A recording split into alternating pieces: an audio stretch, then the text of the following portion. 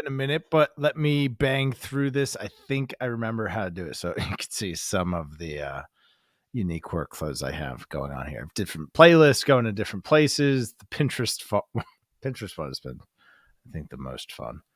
All right, let's do this. Let's do this with something that has had already run out. All right, I'm going to turn that off. I'm going to turn this on based on a publishing schedule or as soon as possible within 2 hours. This is based on the source of truth that it's coming from. So this is taking the input of YouTube. So when do I want it to publish to Pinterest? Based on a publishing schedule or as soon as the content is recognized as being available. So we'll just, I guess I can't do it like that. All right, no publish. Yes, schedule all of my existing content. This one, and then set publishing schedule. This is how you set up multiple posts a day. You start hitting that little plus button, and then that's how you do it. There you go. All right.